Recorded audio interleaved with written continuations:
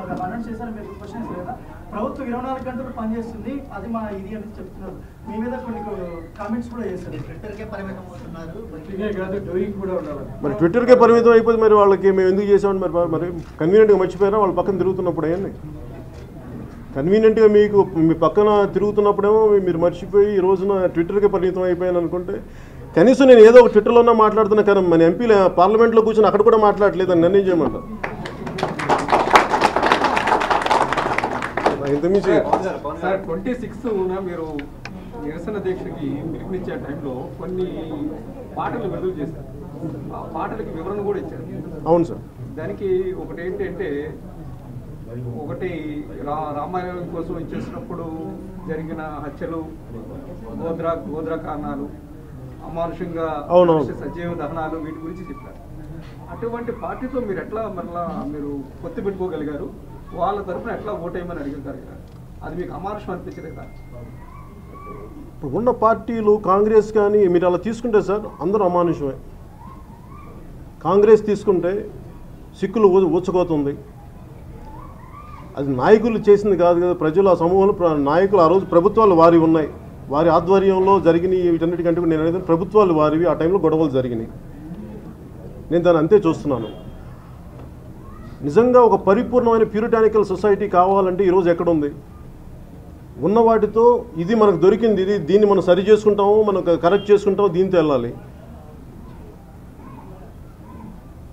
ఇవన్నీ నేను తెలియక కాదు, మనకి ఉన్న చాయిస్లో ఇదే చాయిస్ ఉంది.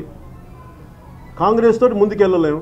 నేను ఆ రోజున బీజేపీకి ఎందుకు మనస్ఫూర్తిగా మద్దతు పలికానంటే, ఎప్పుడైనా మనుషులు ఎప్పుడైనా సరే సరిదిద్దుకునే అవకాశాలు ఉంటాయి అనుకుంటాను. నేను ఎప్పుడు సరిదిద్దుకునే అవకాశం లేనప్పుడు సమాజం ముందుకెళ్ళదు. ఎందుకంటే బందిపోటుగా ఉన్న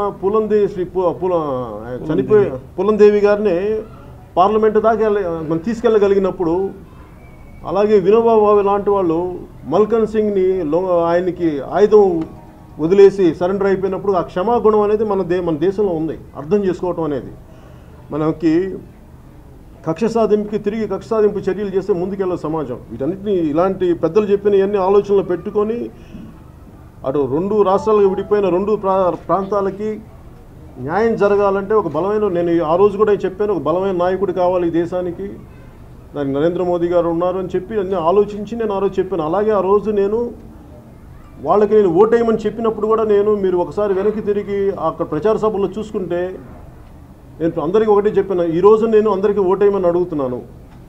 రేపు పొద్దున వీళ్ళు వెనక్కి వెళ్ళిన పక్షంలో నేను ఖచ్చితంగా మీ ముందుకు వచ్చి ఇలాగే నిలదీస్తానని చెప్పాను. నేను అదే మాట మీద ఉన్నాను, నేను అదే పని చేస్తున్నాను. ఇప్పుడు సార్ వాళ్ళు మారారని మీరు ఏమైనా భావిస్తున్నారా?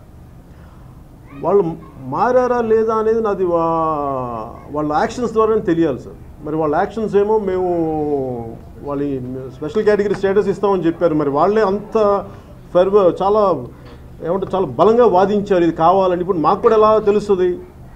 స్పెషల్ కేటగిరీ స్టేటస్కి మించింది ఇంకొకటి లేదు అని చెప్పి ఆ రోజు మీరు బలంగా అందరూ కొన్ని సంవత్సరాలు వాదించబట్టే కదా మేము ఈరోజు ప్రజలందరూ అనుకున్నారు. మీరు స్పెషల్ ప్యాకేజ్ ఒకటి ఉంటే సరిపోద్ది అని చెప్పినప్పుడు అసలు ఇంత దూరం రాదు కదా. సో మీరు కన్వీనియంట్గా ఓట్లు అడగడానికి వచ్చినప్పుడు విడదీసేటప్పుడు ఒకలాగా మాట్లాడి మళ్ళీ అధికారంలోకి వచ్చినాక ఇంకోలా మాట్లాడితే ప్రజలకు ప్రభుత్వాల మీద నమ్మకం పోతుంది. జనసేన పార్టీతో కలిసి ప్రజా ఉద్యమాలు చేయబోతామని నిన్న ప్రకటించారు. మీతో మాట్లాడారా సిపిఐ పార్టీ?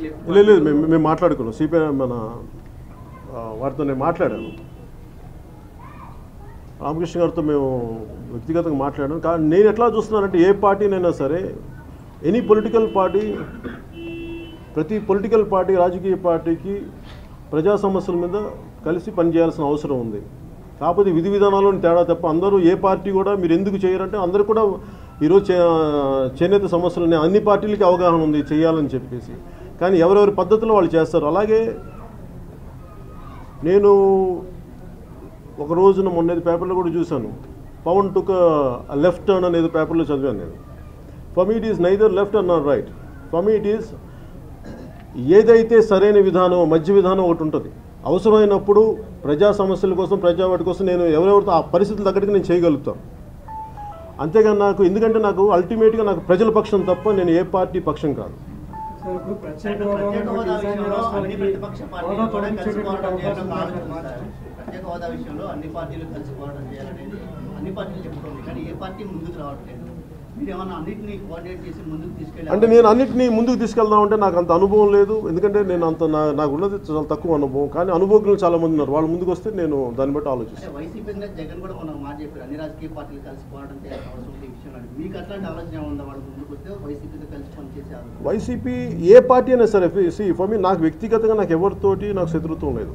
నేను ప్రతిసారి అదే చెప్తాను, నాకు వ్యక్తిగతంగా ఎవరితో చేయడానికి నాకు విముఖత లేదు, నాకు ఎవరితో చేయగలను, కానీ ఆ చిత్తశుద్ధితో చేయాలి. నేను అలాంటి వాళ్ళతో చేయడానికి సిద్ధంగా ప్రత్యేక హోదా ఉన్నటువంటి రాష్ట్రాలకి మార్చి తర్వాత హోదా తొలగించేటటువంటి అవకాశం ఉంది. ఇటువంటి పరిస్థితుల్లో స్పెషల్ స్టేటస్ కోరడం సంబంధించి ఏంటి సార్ మళ్ళీ చెప్పండి.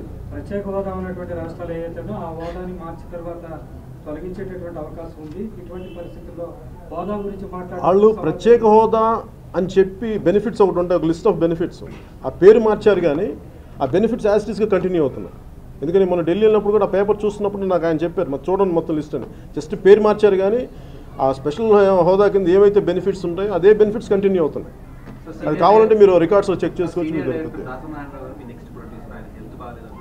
లేదు, నాకు పొద్దున్నే తెలిసింది నాకు, అందుకే నేను చూడటాక